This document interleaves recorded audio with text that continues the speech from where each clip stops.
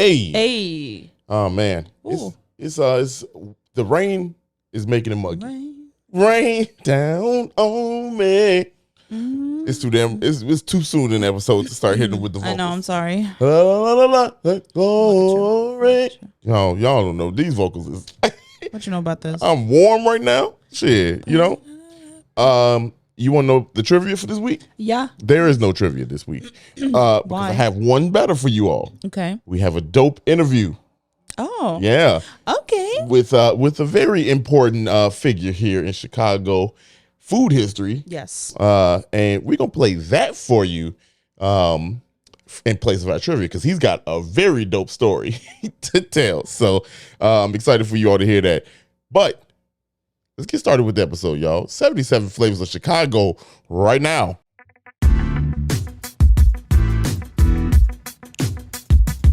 This is the podcast where we visit all 77 of Chicago's historic neighborhoods and discuss their heritage and taste the amazing food. And if you know anything about us, we love two things, food and Chicago. So I can't wait to burn this gas money. You ready? Let's get it. This is the 77 Flavors of Chicago, the podcast.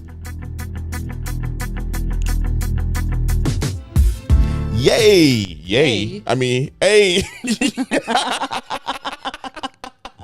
What the hell? Silly goose. Yay. We're back. I have two thoughts. Mm-hmm. What's one? We're back at burning gas money prices. Oh boy. High Yes, five. we are. We are, y'all. Okay. I mean, we're not all the way back. We're not, but we weathered that storm a little bit. Yeah.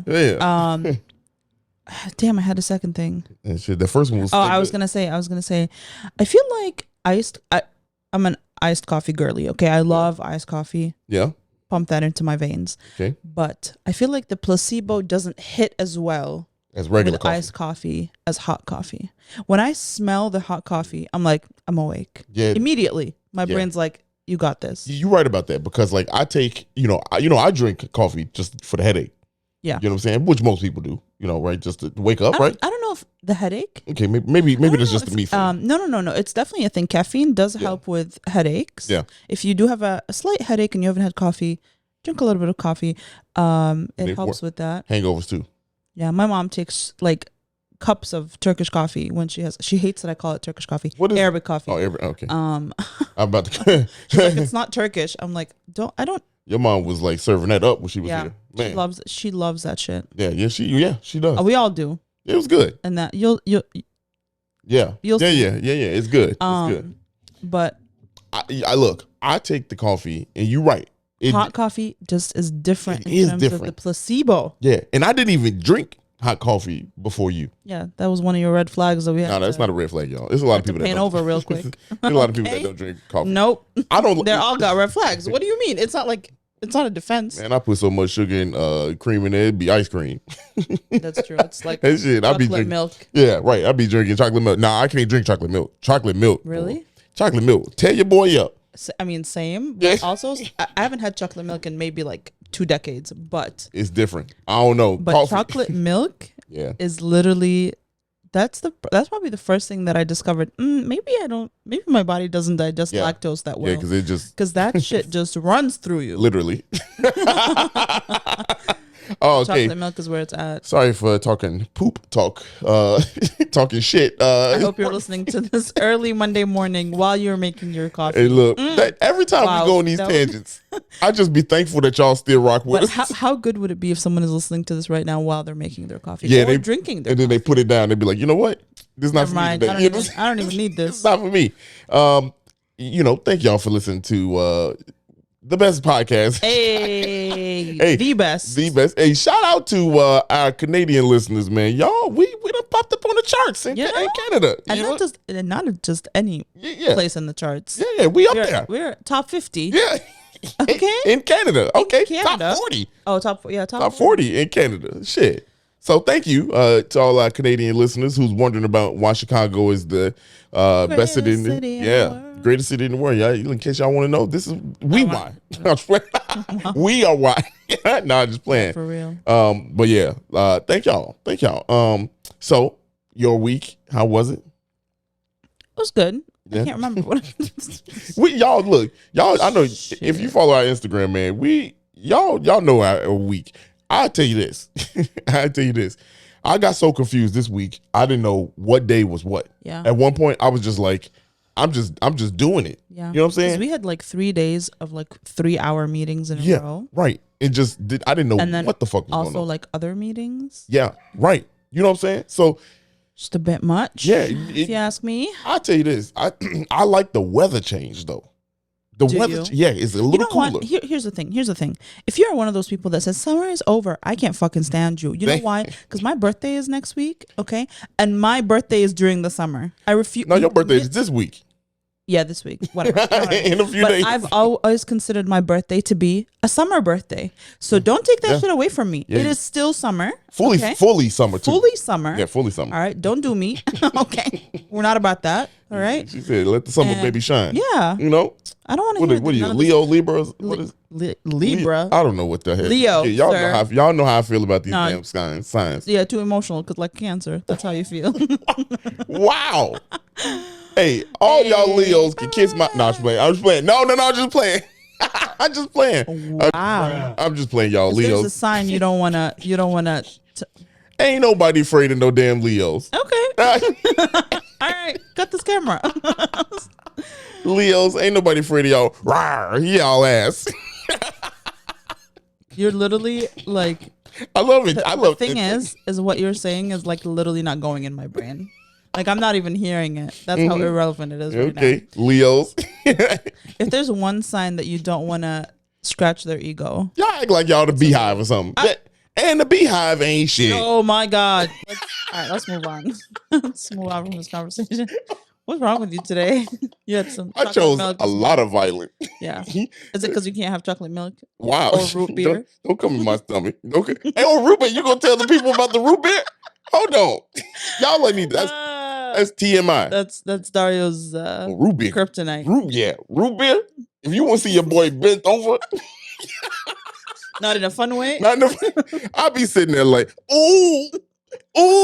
That still could be a fun way. No, the sounds you're making could be confused for fun sounds. If y'all listening to it, y'all got to watch the video for that one because it's not what you think. It's not what she portraying right now. Yeah, boy, I be clutching my stomach like I done robbed, like I'm running a football, something like that. Shit, your boy be hurt. I wonder what it is. Maybe it's like blue 5 or some weird shit that's in it. It's like a yellow 7. You know, like what am I supposed to say? What's your weakness? If I was a superhero, what's your weakness? Just feed this motherfucker some root beer. Just throw some splash of root beer. You can't have root beer floats. Nah, man. Look. I mean, I haven't had a root beer float in a decade, but still, I'd love the option. If I have root beer float, your boy gonna be floating for real.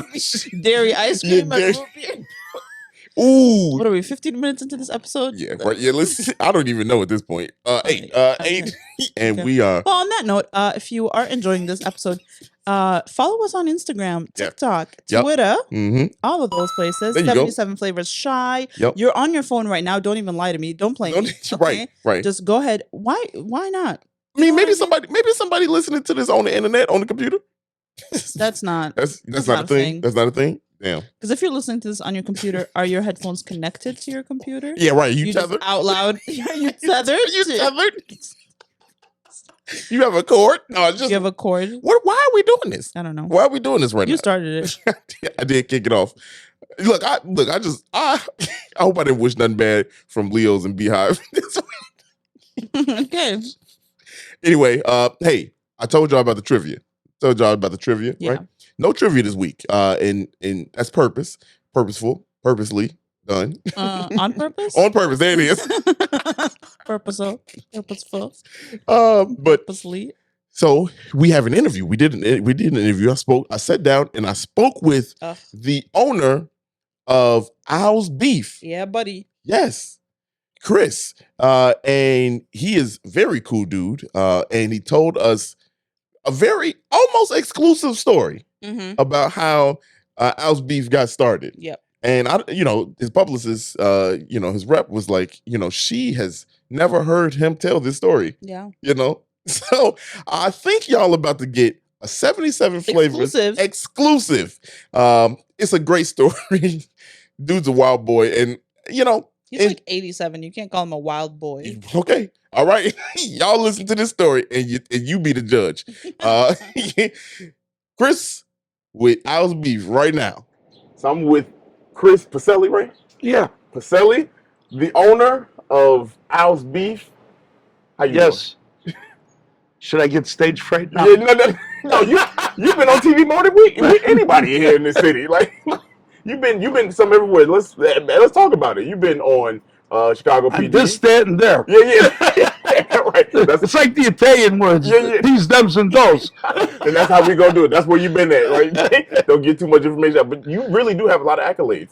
Yes. Yeah. We've been around a while. Yeah, you've been for a little while. How long you been around? I'm 74, so I'm born into this. Okay. So 74 years of L's. 74 years. And your uncle. My Uncle Al. Yeah. Is he's the founder of Beef Stands. Okay. He didn't invent the Italian beef. My grandfather did. Okay.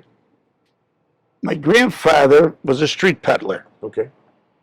What he did back in the 1917 is he was a street peddler. He used to have sandwiches, like cold meat sandwiches and stuff. And he used to go to construction sites, and he would, something like the new modern roach coach. Right. Yep. You know what I mean? Yeah, yep. But in them days they had ice, and you had whatever kind of drinks they had then, who knows? Yeah. And he made submarine sandwiches at home, and he sell them. Yeah. That's what he did. So one day he gets invited to a wedding. Mm-hmm. And in them days, they used to call them peanut weddings. Peanut weddings? Yeah, because nobody could afford what. Like today, you got these elaborate weddings. Yeah. They did it at home. Yeah. Now. Perfect. This is Chicago. I'm glad they ain't coming to get me. Yeah, for real. I know. Keep on going. Right? Yeah, there you go. Yeah. Anyway, he gets invited to this wedding, and he goes to the wedding, and in the center, they have a roast beef. Yeah. Then they're cutting it with a knife. Yeah. And they're handing it out little by little, And my grandfather starts thinking, he's a sandwich guy. Yeah. He's thinking, wow, what could I do? Yeah. How could I make money with this idea? So he goes home, trial and error, who knows how long it took him. He puts this recipe together that you eat today. Really? Same recipe, right? At the peanut wedding? No, not at the wedding. After that. At home. Yeah. So I obviously wasn't born then, so I don't know what the time Too much was. detail, yeah. So, but I know there's 17 different spices in this. More than the Colonel. And then, more than the Colonel, right? And that's including the garlic, fresh garlic. But anyway, so he does this. Yeah. Finally puts it together. Has some friends, come over. And, this is good. Well, because he's a sandwich guy, how do I do this? Yeah. So the next time there's a wedding or a party or something, he presents this. He says, listen, for what it costs you to feed 15 to 20 people with this roast beef, I can do 40, maybe 45. Oh, wow. I could, for the same cost. Yeah. So you get more out. Yeah. Now you're feeding more people. Yeah. At the same cost. So they started hiring him. So that's what he did. So that went on for a while. Yeah. Then my uncle, his son, L, my mother was L's sister, obviously. Yeah, right. That's how that works. that's how it goes. Yeah. That's how it goes. Usually does. My Uncle L hung around, and you got to understand, the early 30s, late 20s, Al Capone's, the Italian bologna, that was going on in them days. He became like that. He was a gambler, thief, hustler. Yeah, he was in that life. Yeah. That was in that life, right. So he got caught up with some guys. They stuck up some priests because there was supposed to be a big thing going on with the take for the day. Right. So they stuck him up, and the priests ended up dying of a heart attack. Oh, wow. So they grabbed these guys and they gave them time in jail. Yeah. Well, When he got out back in like say 1936 or something, 37, he became a truck driver. Yeah. And he only knew the guys that he knew. He only knew other guys like that. Right. They didn't know the lawyers or the doctors. Didn't know the good people. No. So it's like today, you know, it's no different, just a different era. Yeah.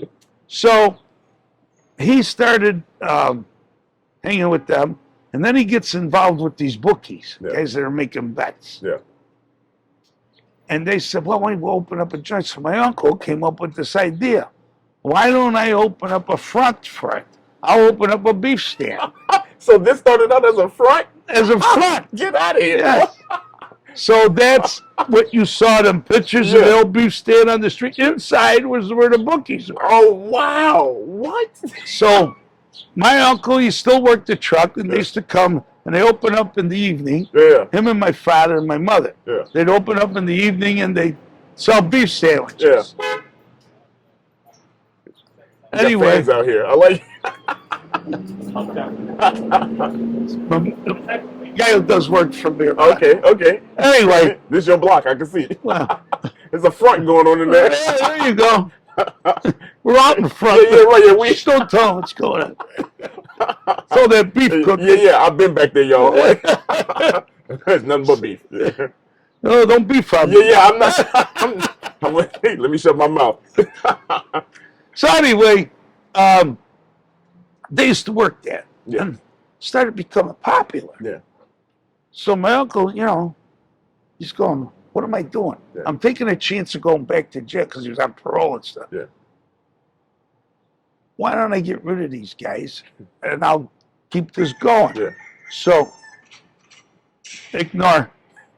It's my brother. Yeah. He heard you telling this story. Who knows? So anyway, he presents this to them and says, listen, why don't I buy you out? Right. You guys can go do this anywhere. Right. You know, you put a telephone anywhere. Yeah. So they said, yeah. So he bought them out. And that's when, but he was always a gambler. So he was always in trouble. Yep. So my father had to bail him out. They were going to kill him, I don't know how many times, because he never paid his debts. Right? So my father had to bail him out, and that's how they became partners. Okay? So on and on. Now my brother's born in 39. Okay. And then I got a second oldest brother. How you doing? Then I got a second oldest brother. Yeah.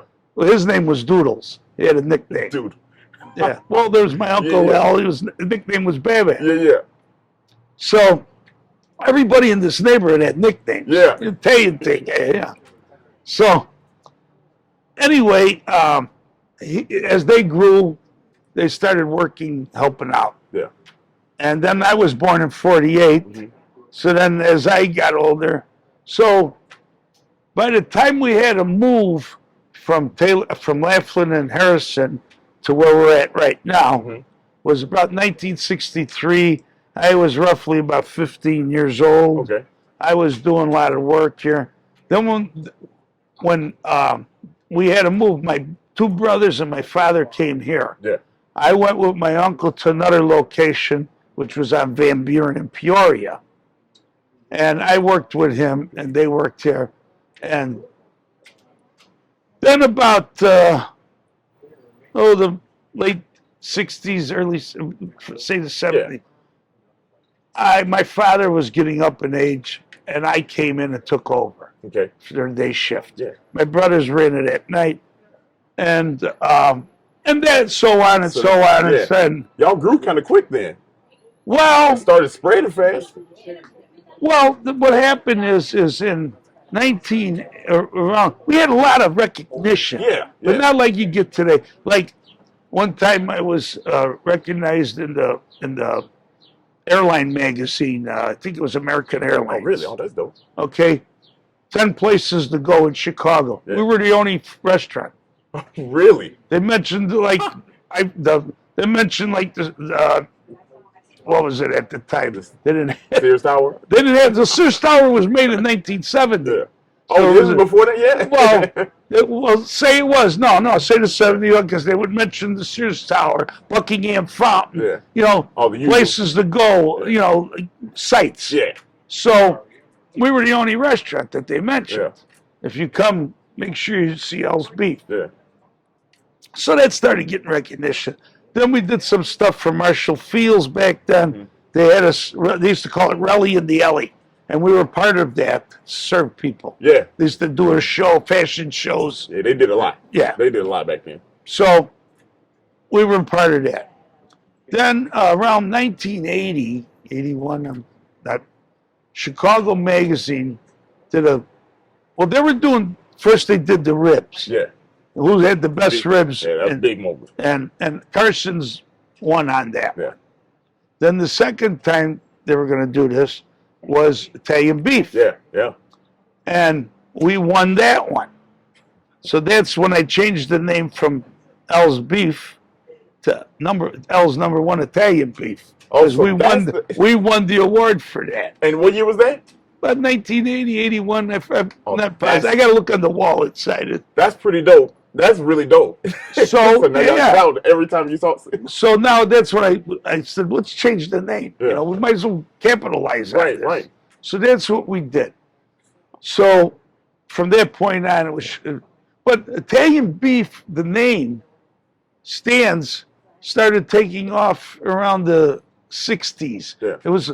Well, this place was called L's Barbecue because I told you about how we used to barbecue first stuff, right? Yeah. And then the name Italian Beef got so popular, so we just utilized it. How did it get popular? If that was... Well, people started saying, let's go for an Italian beef sandwich. Instead of a beef sandwich, let's go for an Italian beef sandwich at L's. Yeah. Because we were the ones that were known. Now, funny thing is, this whole idea with all these restaurants with these beef stands, all started because of gambling. All my uncle's friends were all gamblers. They started opening up places. So different areas of the city. So that's how that was created. That's how the beef. Now, if you think about it, Chicago's known for Chicago deep dish pizza. Hot dogs. Well, hot dogs were before us. Yeah. I'll grant them Vienna that. Yeah. But we were behind. We were before pizza. Yeah. Pizza was only popular after the Second World War. Yeah. So we were there before that. But so it's starting to get it's starting to get recognized as not only deep dish pizza but Italian beef, a Chicago staple or a Chicago hot dog. Yeah. So you got them 3 items. Yeah. There's a little bit more. There's also chicken Vesuvio is another Chicago dish. Yes. Jardiniere. Yeah, or Jerry Rose. Jerry Rose. I'll tell y'all that story later. But anyway. That's a Chicago item. Yeah. If you go outside of Chicago, they really don't know what jardiniere is. Yeah, no. And jardiniere in Italian actually means vegetables in the garden. Okay? Interesting. Yes, the word. Yeah, didn't know that. Well, a lot of people don't. Yeah. Well, the jardiniere is a Chicago item, like I said. And we make our own, and the reason why we make our own, which I won't buy commercial, and we always made our own. Yeah. Well, when I was a little kid, I remember my parents, we had a bathtub. Talk about bathtub gin. Yeah. Like they used to say. Well, this is bathtub jardiniere. We had an old bathtub, and we used to cut the peppers up and put in the oil and the peppers and the celery and let it sit in the bathtub. And then we'd scoop it out, put it in buckets, right? Holy cow. Well, anyway, we did that at home. Yeah, right. Right. So you couldn't take a bath. No. or you smell like we're real grease balls. Anyway, so the reason that's why we made it is because we never wanted to change the taste of our product. Right. That's why I won't put ketchup on the counters. I won't put anything on the counters. Yeah. And if someone asks us for that on their beef sandwich, there's no refunds. Right. If you don't you want ketchup and relish, you're on your own. Yeah. There's no refunds here. We recommend you don't. But Yeah.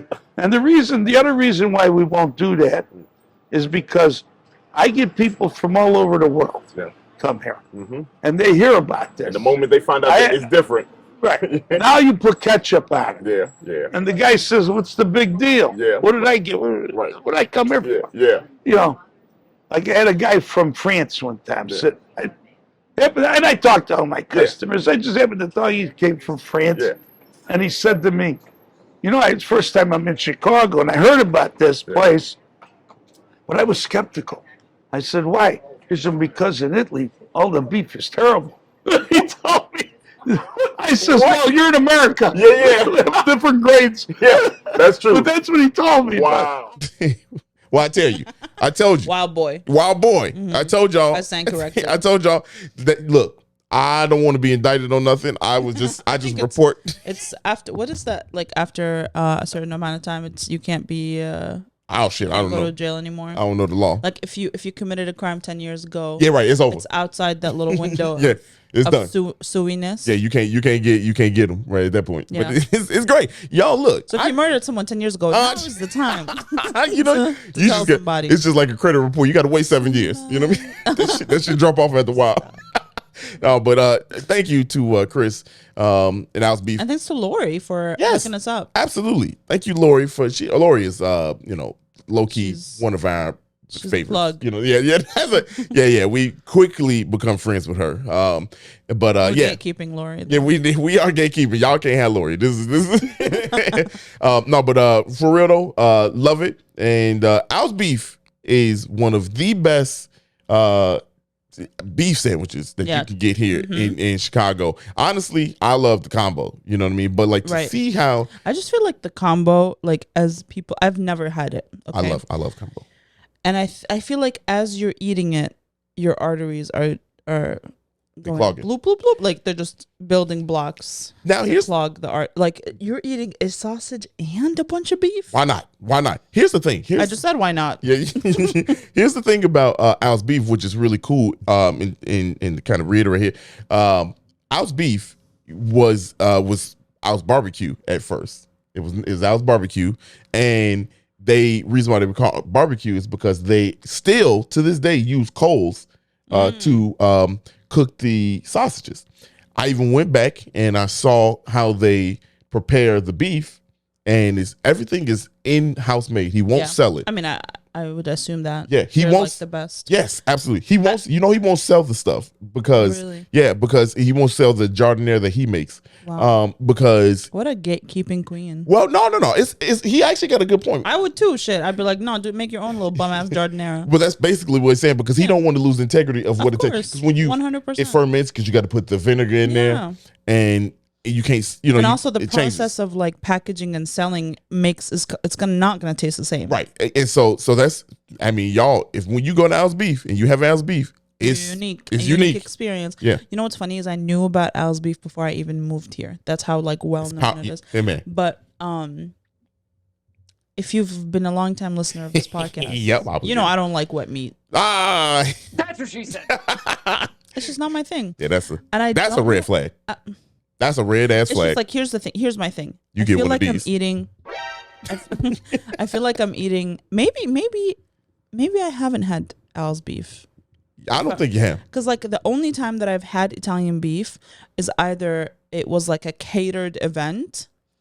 Like I've never gone to a place and was like, I'm gonna order an Italian beef. Blah blah blah. Like you know. Yeah. And I think it's because you ain't had the real thing.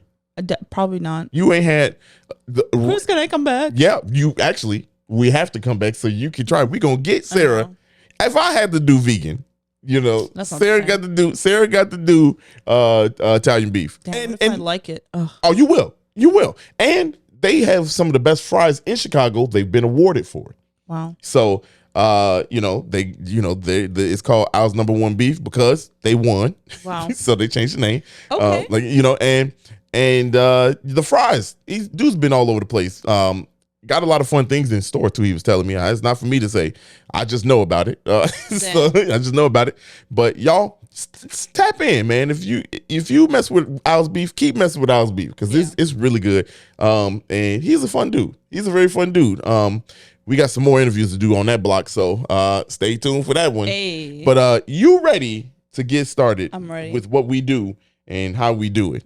You forgot what we did. I for sure did. Let's tap in, y'all. Let's tap in. Let's get ready. Tap in. All right. We are in community area number 52, East Side. And for those that say ain't no East Side of Chicago, okay, there what is is this then? What is this? What do you call this? What do you call this? This is the East Side, the boundaries. To the north, Calumet River. To the south, 116th Street. To the east, Lake Michigan and Indiana. And to the west, Calumet River again. Now, here's the crazy part about that. If you paid attention to those borders, 3 sides of the community area are bordered by water. I mean, yeah it's the east side. Yeah, it's right. I mean, but like you got the river. So how did it get this name? Very simply, the residents chose the name because it was east of the Calumet River. Wow. Oh my goodness, there's originality right there. Also, fun fact, y'all, I don't know if you know this, but this is the easternmost part of the city. I mean, yes. Yeah, easternmost part of the city. There you go. Wouldn't like Navy Pier be more east? That's not a community area. Oh, that's true. And actually, no, because I think it dips in. Yeah, like it dips in. Yeah. So, oh my look, God. geez, let me do the buttons. But that is good too. All the new snacks. I just dipped it in. Here's the history.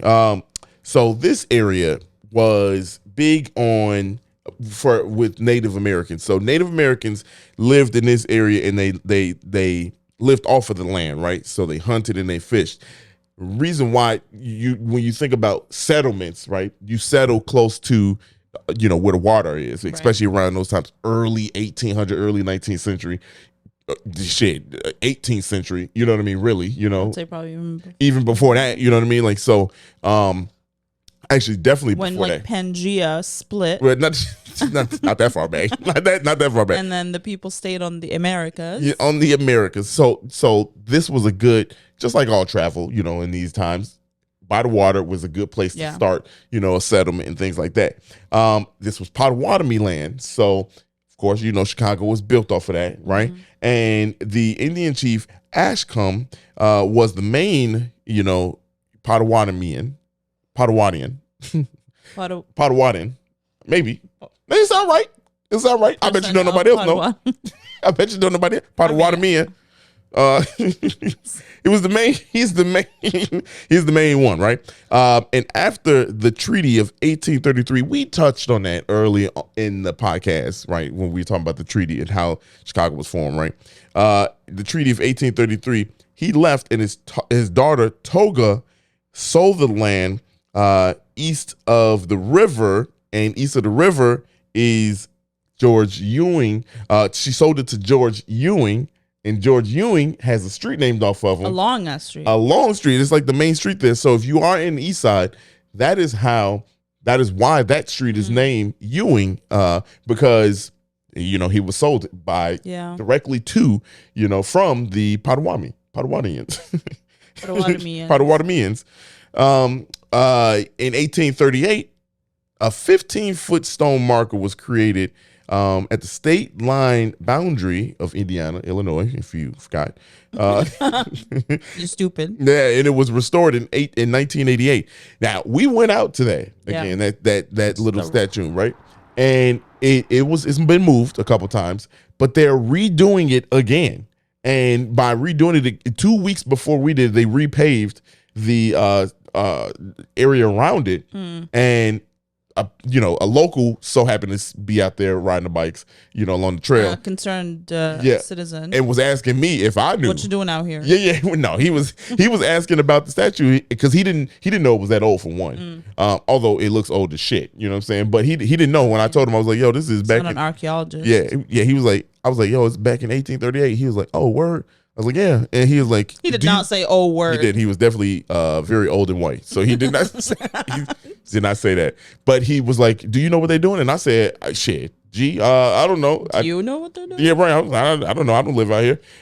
So fun thing is they doing it again. They changing it. You know, they are going to restore or do something, make it like a little park area is what I think. Yeah, I think it's like important enough that it should be a place where people can visit comfortably and not a construction site. Yeah, and it's literally right there on the border Yeah. of Indiana, Illinois. That border looks nice because it's not just like there's nothing. Like there's an actual like archway that you go through, and it's now you're in Indiana. Yeah, you in Indiana. Indiana.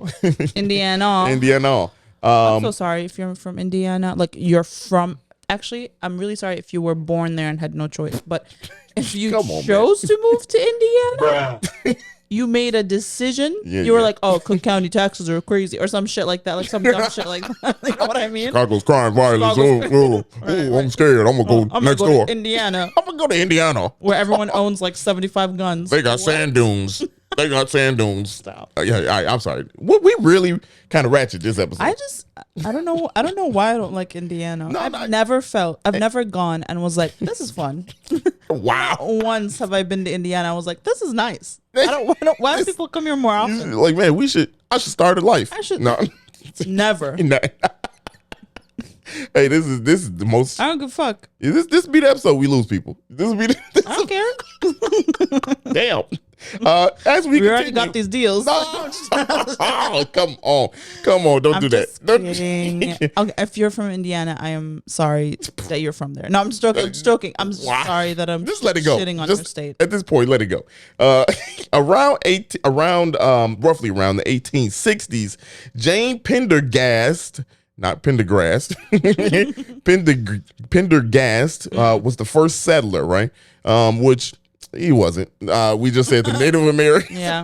But we get what you're saying. He built the first house and shit like that, right? No, there were houses before. Were they houses? Yes. Were there? Where would people live? In the area? In that area? I don't know. Yeah, right. I don't think so. He was first settler in 1865. There were only a few people in the area, right? So I'm sure after they pushed all the Native Americans out, it was still nothing. Yeah, it wasn't. Yeah, right. It wasn't nothing there. 1870s, industrial companies start coming into the area because, like any kind of port water area, you had trains that kind of came through as a good area to kind of settle in, and they started buying up all the land and all the real estate. Of course they did. Yeah, and there's three significant kind of real estate folks, inspirations in the area. In 1873, Douglas Taylor built the village of Taylorsville, what is now Calumet Park. So where we were at, and we wanted to record. We wanted to record, but the rain rained us out. But it literally rained us out for like 15 minutes. But we were the time, so tight on time. And we couldn't do it. So, but that park. So if you go to Calumet Park in Eastside, that really was nice. Taylorsville. Yeah, it's very nice. It was set up for a softball. Yeah, square. It was set up for square. Half circle. Diamond. Oh, Jesus. It doesn't look like a diamond. It top down. You gotta see it. Who the fuck is looking at fields top down? Everybody. People that buy the cheap seats, they always looking at shit top down. I'm sorry. You get so mad. No, because everybody. Anyway, Charles Cohour built the village of Cohour. These people did not have imagination. No, they're like, I'm naming this after me. He built it at Johnsville. Ooh, no. Stop it. No, stop it. That's not what I meant. At 102nd and South Avenue H. And quick thing about the Avenue H, I forgot to talk about this in Hegewisch, but you know how we told you about how the streets were letters, coming from Indiana. This is the second time we've been on the border of Indiana, and you see the streets are literally Street H. Yeah, we had to find an ATM on Street J. Yeah, we did. We literally were like on Street J. You know what I mean? We were like J Avenue. 106 and J. that sound very scary. But on that block, at that corner, it's said to be the oldest home in the area. Yeah. Yeah. Also, the old man who stopped me at the the thing, he questioned me. He said, "Do you know the oldest home in Chicago? I said, yeah, I know about the Clark House, idiot. No, I didn't say that. I didn't say that. I did. It was very nice. I said, You guys were cackling. we were he and haw.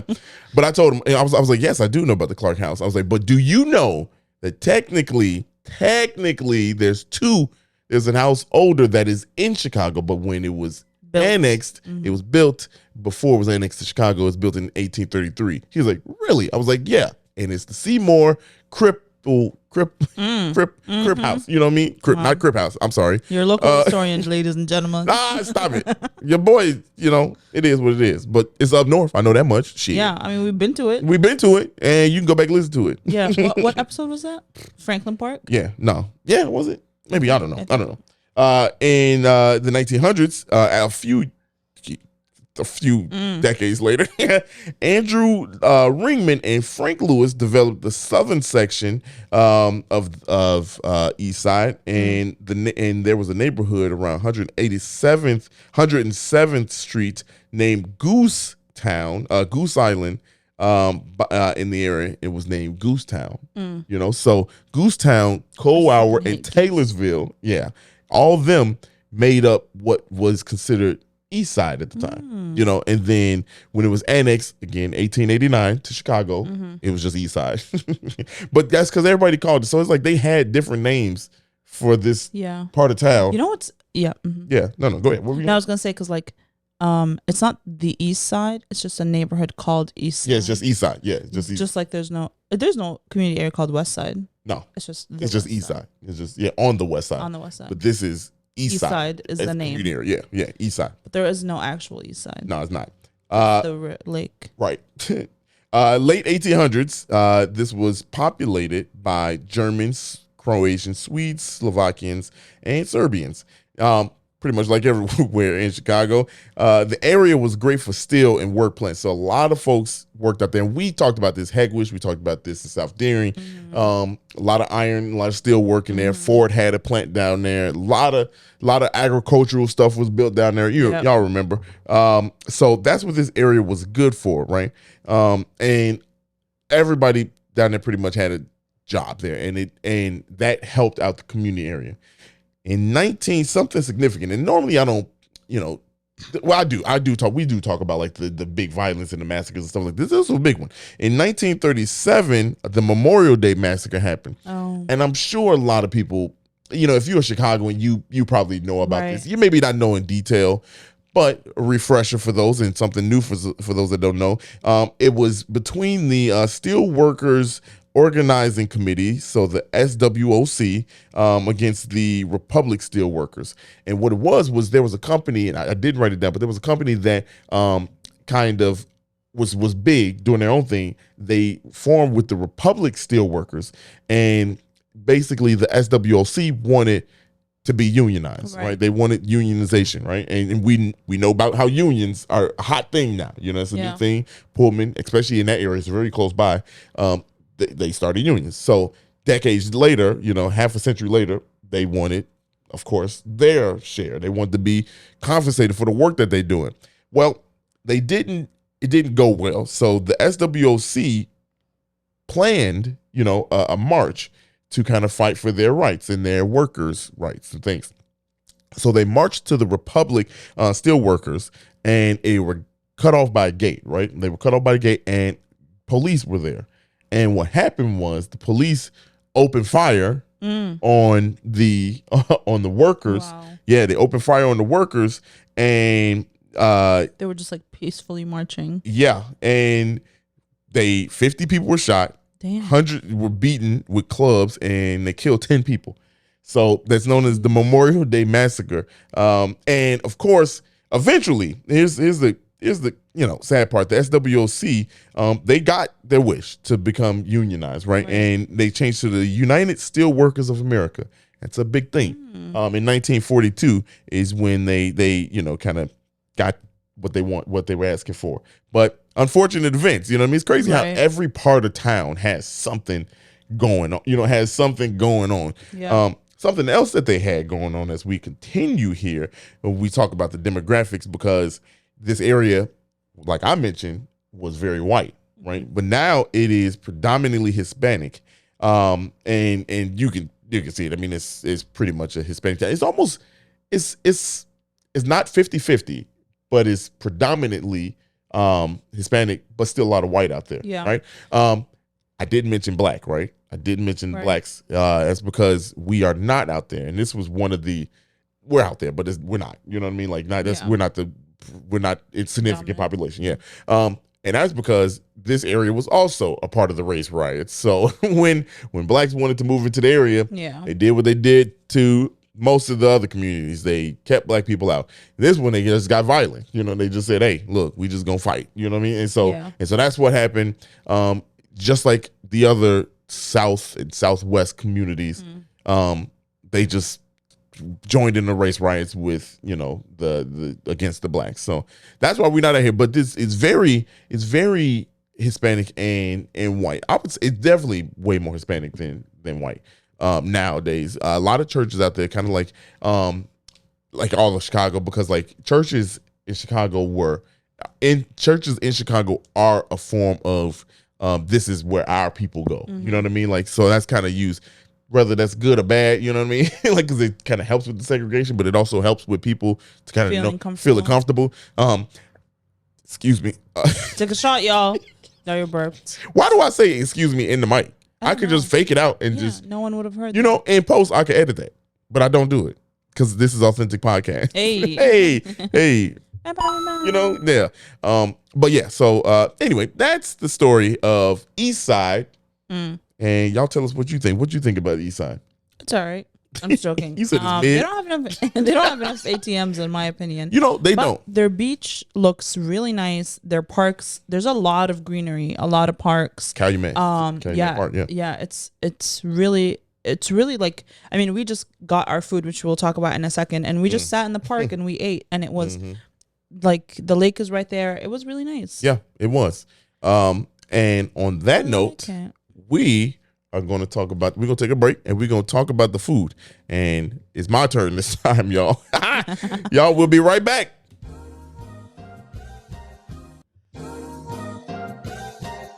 We are back. Hey. With the... Yay. Wow. We're back to talk to you guys about food. Hey, that's what we do. That's the energy I'm bringing. No, don't do that. No, I'm just joking. So this week we went to Pucci's. We've been talking a lot about Pucci. Stop it. Okay. Stop okay. it. Sorry, y'all. Why would you go there? Pucci's have been around for 30 years on the East Side. That's all I got. That's all the information they have listed. Okay. There's not much written about Pucci's. Right. They're just a little family-owned 30-year-old restaurant. Yeah. Just making food. Pies. Pies, yes. Pizza pie. Their menu is huge. Is it? Yes. So they have they start out with their Chicago style favorites, which are Italian beef, Italian sausage, corned beef, blah blah blah blah blah.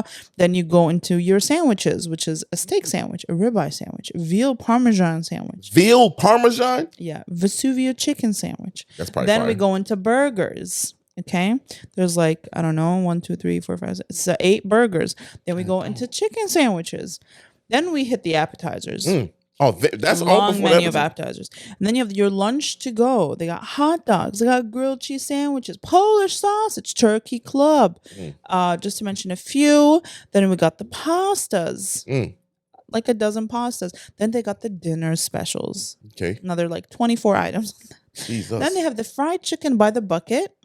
Now that's interesting. And then we hit the thin crust pizza.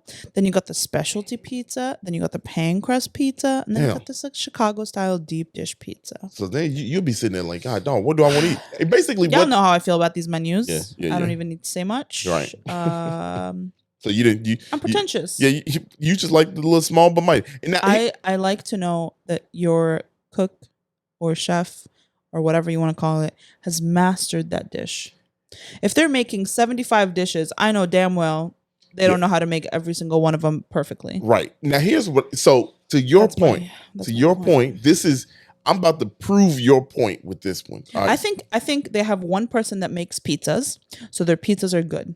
Yeah, the pizzas are fire. But I think they also Let's start there. Yeah. compliment sandwich. The pizza. So we got the sausage cheese pizza, and then we ordered this appetizer that was a calabrese. I don't know what the hell. It looked like another pizza. It looked like another pizza. I thought it was gonna be like a flatbread, but it was almost like a whole pizza. The only difference is that one was cut into 8 slices. Yeah. The sausage cheese pizza was cut into squares. Yeah. Because we got the thin crust. But the appetizer pizza is fresh tomato, fresh basil, and mozzarella cheese. That's all it is. Yeah. Good. So I thought, yeah, it was really good. I liked it a lot. I also liked the sausage pizza. Yes. That was really good. That was very good. We also got 2 other things. We got mozzarella sticks. The pizza was cut in squares. Yeah. So W off the top. W. So that was very good. The other appetizer pizza was cut into triangles. That's what I just said. Okay. Literally, yeah. You're right. You said I wasn't even listening. No. If I'm being honest, I don't even listen. No. That's fine. That's fair. Do you feel like my voice is monotone? No, I don't. I feel like no. Do you feel like I need to do some more pitches, inflections? Inflection in your voice, maybe. Like that. Anyway, so I like the pizza. Okay. Okay. And it was very good. The rain forced us, to kind of hurry up and eat fast, which is okay. That's never okay. That's never. He said eat slow. It's never okay, no matter what the scenario is. Anyway, so the pizza was good, very good. Nice size for a medium because we got a medium. We got a medium. Yeah, that was dope. It's also like not very expensive. The medium thin crust pizza that we got, which is sausage and cheese, was $14.50, which is not that bad. That's not that bad. And the family, which is larger than the large, is only $22. Oh, that's not bad. You don't even need coupon with that. You can afford that. Don't. You can afford that. You can afford that. Now here's the next thing we had. Did you talk about the mozzarella sticks? No, I didn't. I mentioned them, and then you were like, "My bad. I wanted to talk about to go over the conversation." My bad. Sorry about that. I'm trying to get these little wrecks out. So little wrecks. The mozzarella sticks tasted like someone went to Jewel, bought a bag of frozen mozzarella, and popped them bitches in the oven. They were not bad. They were not bad. They were not bad, but they did not taste like homemade mozzarella sticks, like the ones we had at Nick Vito. Yeah, right. Yeah, that was different. That's very different. Those are different. So yeah, they just didn't taste like original. Right. I guess, for lack of a better word, the cheese was not cheesing. Okay. It was that frozen. Yeah. It was frozen. I mean, it wasn't like cold on the inside. No, it wasn't. For sure. But it was just like you could tell that it was like pre-made and tossed in the oven. That's a fact.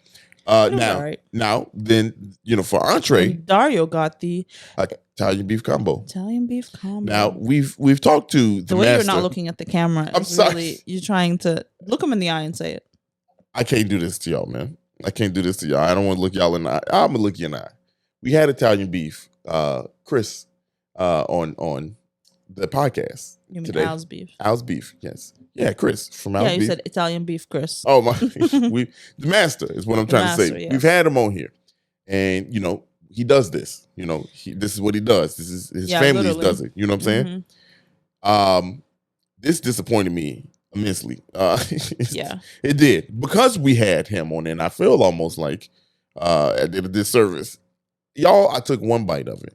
I took one bite of the combo because I had my eyes say, your Italian beef combo, it's a go for me, right? Yeah. You know that. You love that heart attack inducing shit. I do. I really do. I took one bite and I said. You said no. Immediately. You looked at me and you said no. I said no. This is not what God intended. You know what I'm saying? This is not the plan he laid out for my life. Is to eat this right now. And so I had to immediately wrap it up and put it back. Now I'll say this. Here's what made it not my favorite. Okay. The beef just wasn't beefing. It wasn't. You know what I'm saying? It wasn't. It looked like it was like large strips. The beef strips were too large. Secondly, don't be talking about. If you don't like the curd, no, I'm saying the au jus sauce. You don't need to say au jus sauce. Whatever. The au jus was anything but au jus. I don't know what it was, but that taste on my tongue. I'd rather drink root beer. Damn. Than eat that.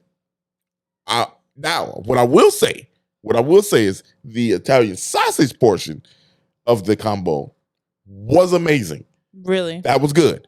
Unfortunately, it had the sauce residue.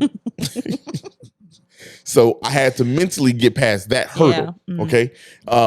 However, if they have that sausage by itself, sausage sandwich, I bet you that bad boy is fire.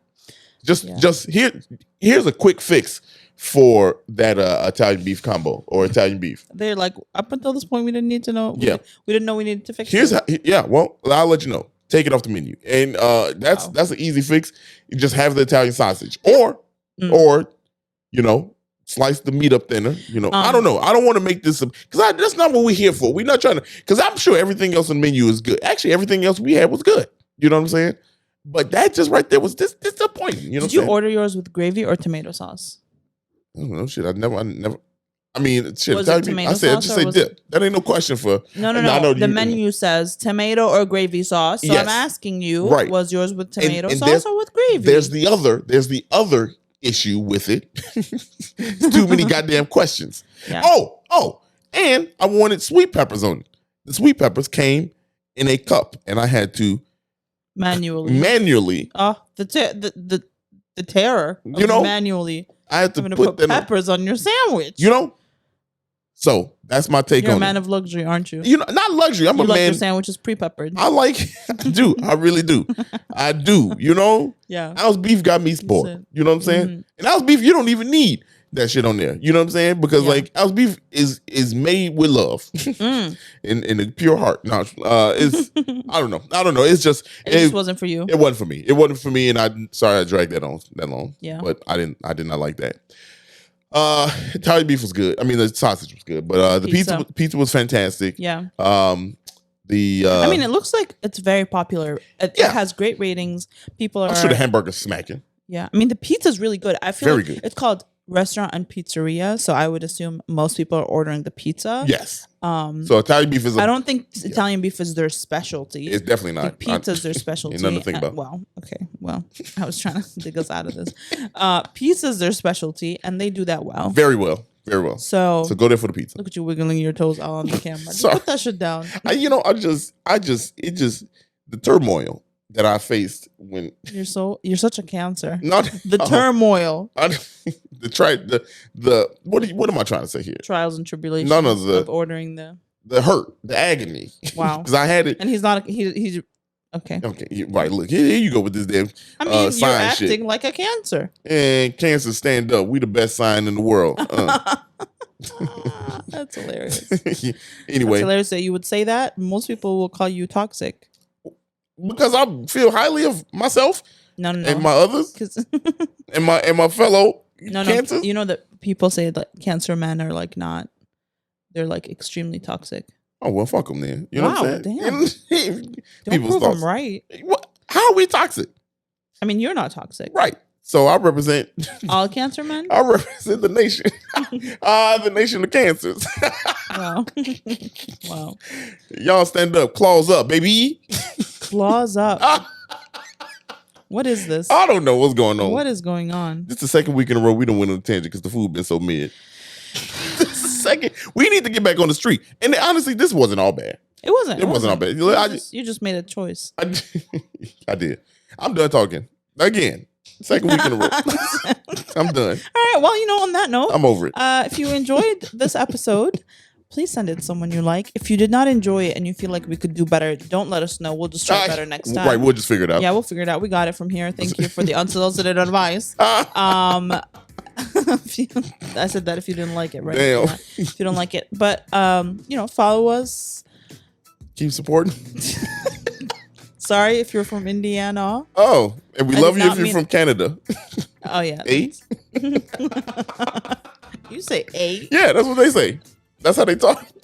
Wow. All right. We're out. Bye.